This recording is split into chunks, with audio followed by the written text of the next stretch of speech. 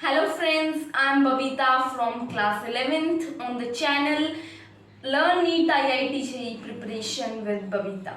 आज मैं आप सबके साथ आई हूँ एक नया टॉपिक लेकर बॉटनी का cell theory and deviations.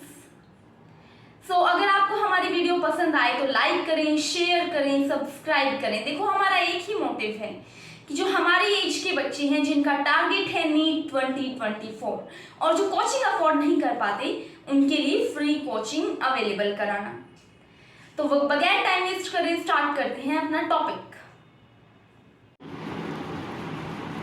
Hello friends, तो हमने बताया था कि आज हम चैप्टर 8 स्टार्ट करने वाले हैं, cell the unit of life, जिसमें कि हमारा जो टॉपिक है वो है सेल थियरी। तो बगैर टाइम वेस्ट किए स्टार्ट करते हैं।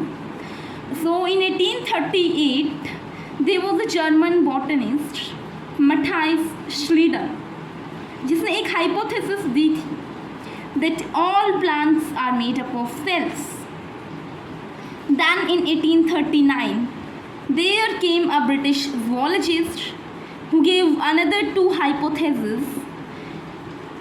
His name was Theodor Schwann.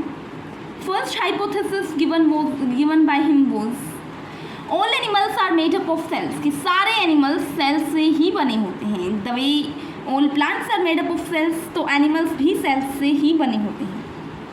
Secondly he said that the outer most layer in the animal cells, जो एनिमल सेल्स में जो आउटर मोस्ट लेयर होती है इज प्लाज्मा मेम्ब्रेन और cell membrane as we call it, where as in plant cells one more layer is present around the plasma membrane or cell membrane, that is cell wall।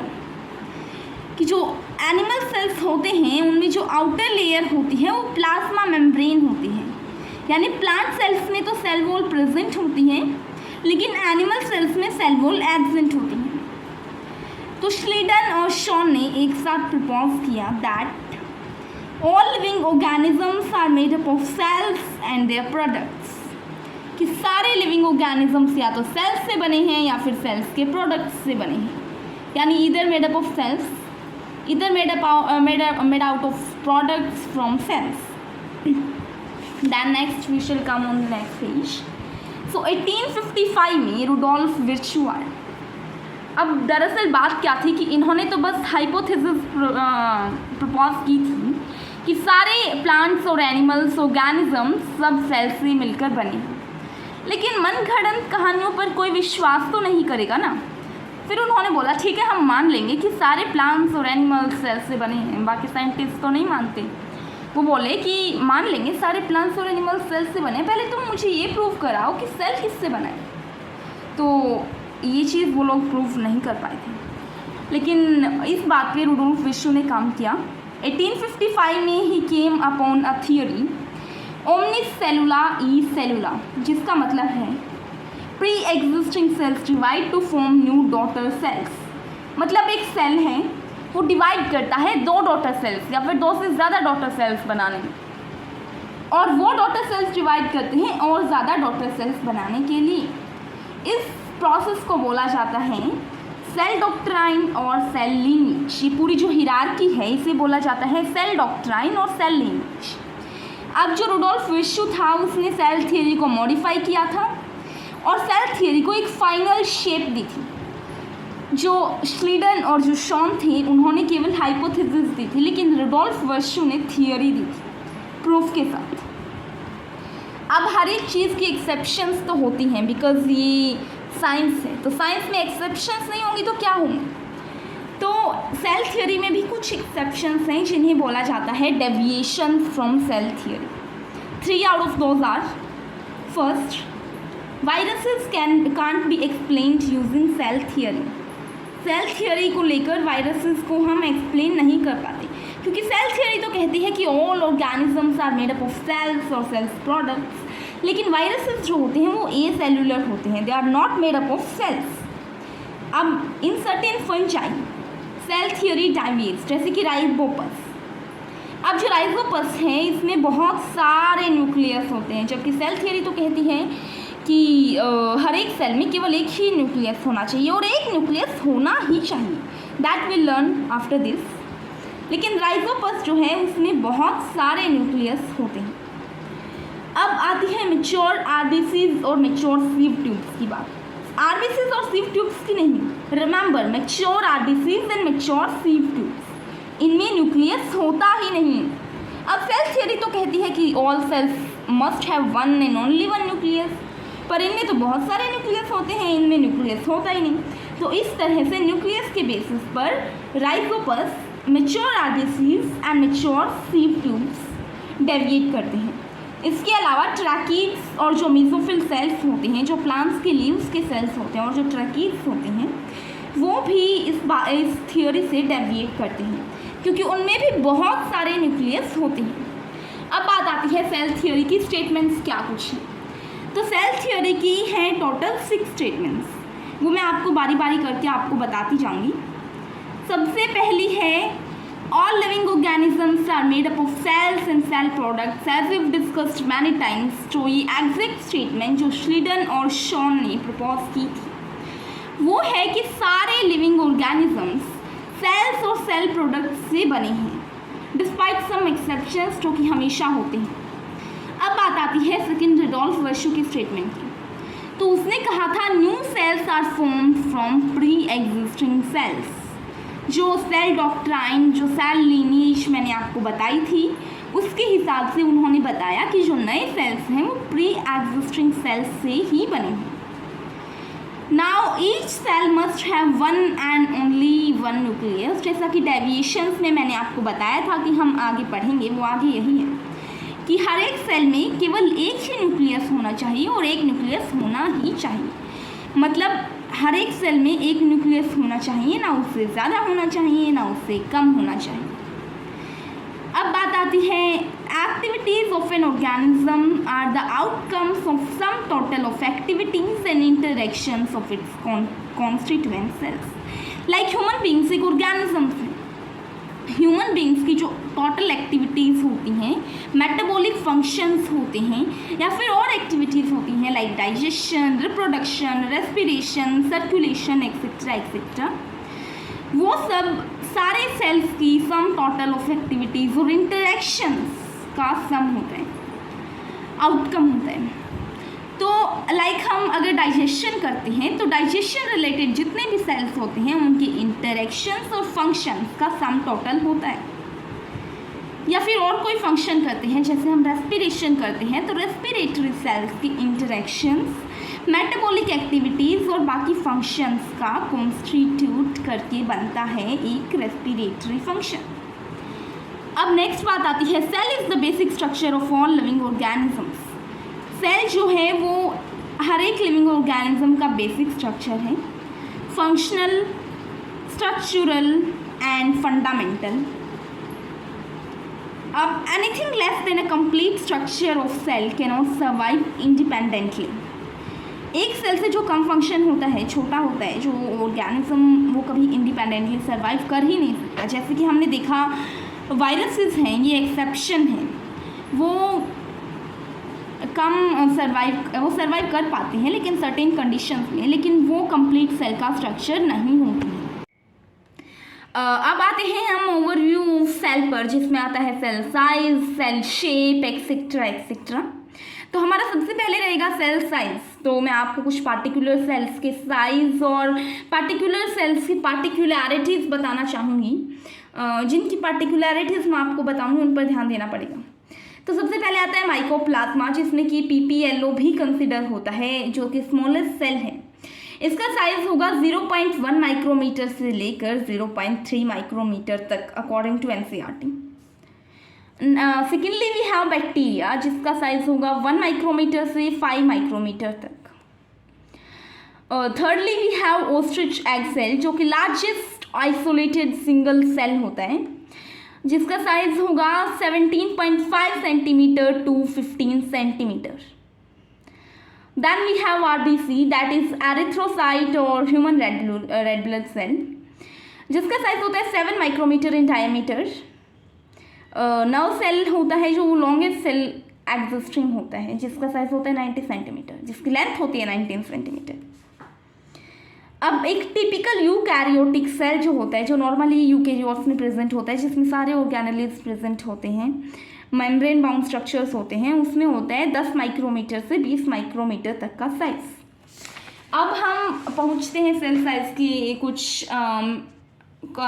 Contrast पे, comparisons पे। तो sales, दो types के sales होते हैं, एक large cell होता है, एक स्मॉल सेल होता है। न्यूक्लियस दोनों में ही प्रेजेंट होता है, तो उनकी कुछ रेशियोज हम डिस्कस करेंगे यहाँ पे। तो स्मॉल सेल का रेशियो यहाँ है और लार्ज सेल का रेशियोज यहाँ है। तो मेटाबॉलिटिकली एक्टिव, अब स्मॉल सेल जो होगा वो मेटाबॉलिकली ज़्यादा एक्टिव होगा, क्योंकि जो मैटर होगा, जो न्यूट्रिएंट्स या फिर और मैटर होगा, वो कॉर्नर्स में जल्दी जाएगा। लाइक छोटा सेल है तो बहुत जल्दी पूरे में डिफ्यूज़ आउट हो जाएगा, लेकिन जो बड़ा सेल है उसमें मैटर कॉर्नर्स में ले जाएगा, क्योंकि बहुत बड़ा सेल है तो इधर उधर फैलने में through the process of diffusion problem तो होगी। अब इसमें ये इस हिसाब से ये मोर मेटाबॉलिकली एक्टिव हो जाता है, लेकिन large cell less metabolically active हो जाता है। अब इनकी न्यूक्लियोसाइटोप्लाज्मिक रेशियो, तो न्यूक्लियस के वॉल्यूम की रेशियो और साइटोप्लाज्म के वॉल्यूम की रेशियो का कंपैरिजन इधर होगा। तो इसमें इनकी रेशियो बड़ी होगी, क्योंकि साइटोप्लाज्म कम होगा और न्यूक्लियस ज़्यादा होगा, तो रेशियो तो ज़्यादा होगी ना।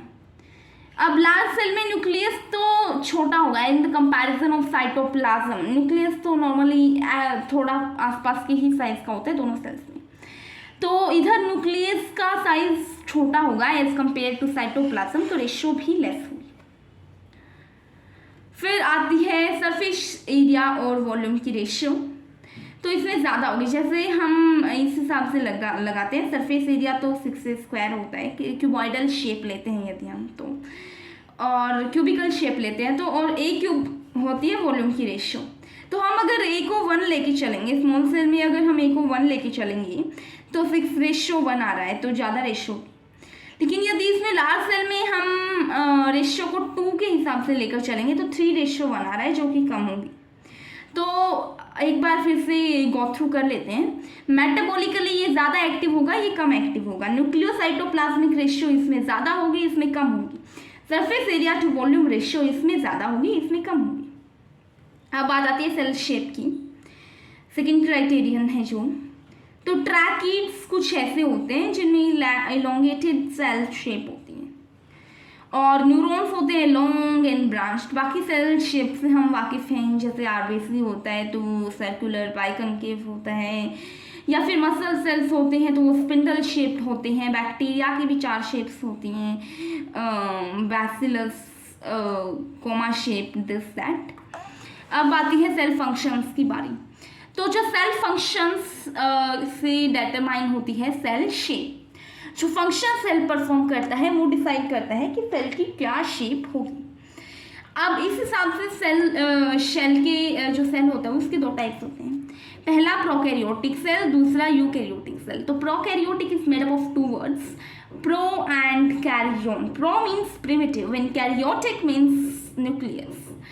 सो प्रीमिटिव न्यूक्लियस जो होता है वो प्रोकैरियोटिक सेल्स होते हैं। Primitive means old kind of nucleus. अब आती है बात यूकैरियोटिक सेल्स की, तो eu means true and karyon means nucleus. So eukaryotic cells जो होते हैं उनमें ट्रू न्यूक्लियस प्रेजेंट होता है, no primitive nucleus, no false nucleus. अब प्रोकैरियोटिक सेल्स का पूरा डिस्क्रिप्शन इधर मैं आपके साथ लेकर आई हूँ।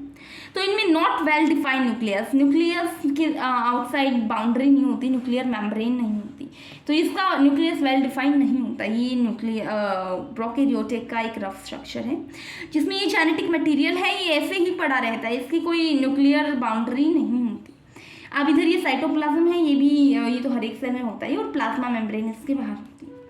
तो जो इसका डीएनए होता है उसे जीनोफोर बोला जाता है। जो जेनेटिक मटेरियल में डीएनए प्रेजेंट होता है उसे जेनोफोर बोला जाता है, और ये ऐसे ही पड़ा रहता है। जिस स्पेस में ये पड़ा रहता है उसे बोलते हैं न्यूक्लियोइड। न्यूक्लियोइड वो स्पेस होती है जिसमें ये डीएनए या फिर जीनोफोर कंटेंट होता है।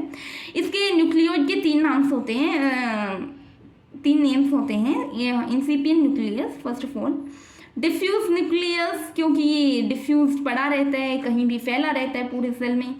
फिर प्रिमिटिव न्यूक्लियस, तो प्रिमिटिव जैसा कि नाम से, प्रोकैरियोटिक नाम से पता चलता है, they have a primitive nucleus. Primitive means old fashion, not developed, not modern, classical, ये सब प्रिमिटिव का मीन्स एक्सप्लेनेशन होगा। तो अब इसमें साइटोप्लाज्म होता है, ये सेमी फ्लूइड मैट्रिक्स होता है, मतलब ये ना तो सॉलिड होता है, ये ना फ्लूइड होता है, ये सेमी सॉलिड या फिर सेमी फ्लूइड होता है। अब ये सेलुलर एक्टिविटी का मेन अरेना होता है। लाइक साइटोप्लाज्म तो प्रोकैरियोटिक लगा लो या यूकैरियोटिक, दोनों में ही सेलुलर एक्टिविटी का मेन अरेना होता है cytoplasm. Secondly we have single envelope system in this prokaryotic cells, इसमें केवल प्लाज्मा मेम्ब्रेन होती है, there is no cell wall present. This is smaller in size with respect to eukaryotic cells. This is around 1 micrometer to 5 micrometer in length. इसके कुछ examples हो जाते हैं bacteria, जो कि सोल मेंबर्स हैं इसके प्रोकैरियोटिक सेल्स की। Secondly we have PPLO, that is pleuropneumonia like organism. जो हमारे चेस्ट में प्लूरल फ्लूइड होता है उसमें प्रेजेंट होता है प्लूरोनिमोनिया लाइक ऑर्गेनिज्म, जो कि माइकोप्लाज्मास की कैटेगरी में आता है। थर्डली वी हैव साइनोबैक्टीरिया और ब्लू ग्रीन एल्गा। तो ये तीनों कुछ एग्जांपल्स हैं प्रोकैरियोट्स के, जिनमें प्रोकैरियोटिक सेल्स प्रेजेंट होते हैं। Next we are upon the eukaryotic cells. Eukaryotic cells में वेल डिफाइंड न्यूक्लियस होता है, जैसा कि इधर हमने दिखा रखा है। न्यूक्लियस के अंदर जेनेटिक मटेरियल कंटेन्ड होता है, genetic material is bound by nuclear membrane. इसमें साइटोप्लाज्म होता है प्रोकैरियोट्स की तरह, main arena for cellular activities, और इसमें प्लाज्मा मेम्ब्रेन प्रेजेंट होती है। कई जगह सेल वॉल भी प्रेजेंट होती है, जैसे कि इन हायर प्लांट्स। अब इसमें मेम्ब्रेन बाउंड ऑर्गेनेलिज प्रेजेंट होती हैं, सारी ऑर्गेनेलिज मेम्ब्रेन बाउंड होती हैं except for ribosomes, these are non membrane bound. अब इसमें कंपार्टमेंटलाइजेशन होती है, भाई मेम्ब्रेन बाउंड होंगे तो कंपार्टमेंटलाइजेशन भी होगी, अलग अलग कंपार्टमेंट्स में होंगे, माइटोकॉन्ड्रिया या फिर lysosome, chloroplast, plastids, nucleus, etcetera etcetera. अब इसमें डबल एनवेलप सिस्टम होता है, मतलब इसमें प्लाज्मा मेम्ब्रेन भी होती है और सेल वॉल भी होती है, जहाँ होनी होती है, नहीं होनी होती वहाँ नहीं। सेकेंडली बात आती है यूकैरियोटिक सेल्स की। तो eukaryotic cells have a well defined nucleus, जो कि एक न्यूक्लियर मेम्ब्रेन के अंदर एंक्लोज्ड होता है। न्यूक्लियस बेसिकली कैसा होता है यूकैरियोटिक सेल्स में कि जेनेटिक मटेरियल न्यूक्लियर मेम्ब्रेन के अंदर एम्बेडेड होता है और एक well defined shape and structure होता है। तो इधर जैसे कि हमने बनाया यूकैरियोटिक सेल्स का स्ट्रक्चर, तो इसमें एक प्लाज्मा मेम्ब्रेन है सेल के बाहर, सेल वॉल होना कोई ज़्यादा इंपॉर्टेंट है नहीं। फिर न्यूक्लियस, ये न्यूक्लियर मेम्ब्रेन जो हमने ब्राउन में दिखाई है। फिर इसके अंदर जो ये पर्पल में है, ये है जेनेटिक मटेरियल, और ये जो बाकी बैकग्राउंड का वाइट स्पेस है, ये है cytoplasm, that is a main arena for cellular activities as it is there in prokaryotic cells. Then it has membrane bound organelles present like mitochondria, chloroplast, और ये सब organelles जो होती हैं ये प्रोकैरियोटिक सेल्स में प्रेजेंट नहीं होती। अब इसमें कंपार्टमेंटलाइजेशन भी होता है। उसमें तो क्या था कि डिफ्यूजन से पूरे उसमें स्प्रेड होता रहता था, जेनेटिक मटेरियल सब कुछ ऐसे स्प्रेड हुआ रहता था, लेकिन इसमें कंपार्टमेंट्स होते हैं, माइटोकॉन्ड्रिया के या फिर और स्ट्रक्चर्स के कंपार्टमेंट्स प्रेजेंट होते हैं इसमें। अब इसमें एक डबल एनवेलप सिस्टम होता है, डबल मेम्ब्रेन बाउंडेड ऑर्गेनेलीज होती हैं बहुत सारी, like mitochondria and chloroplast as we know it. फिर ये प्रोकैरियोटिक सेल के रेफरेंस में बहुत बड़ा होता है, it is larger in size than prokaryotic cell, it is 10 to 20 centimetre in micrometre in length.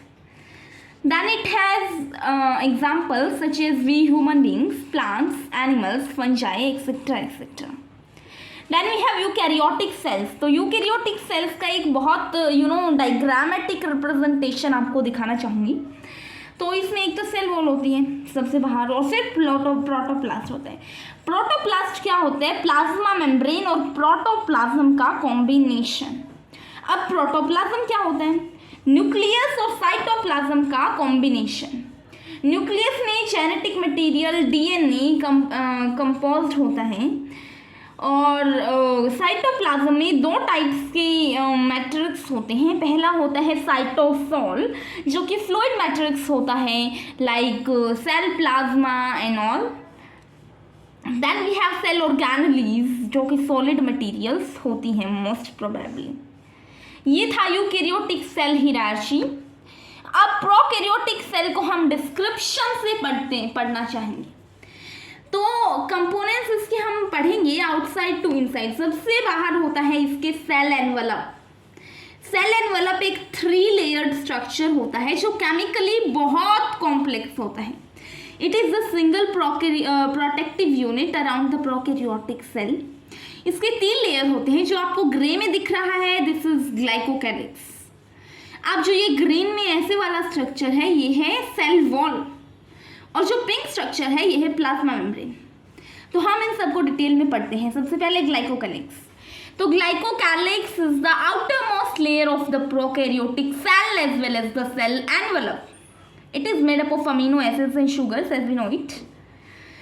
अब ये वेरी करता है कंपोजिशन में भी और थिकनेस में भी। It varies in composition as well as thickness.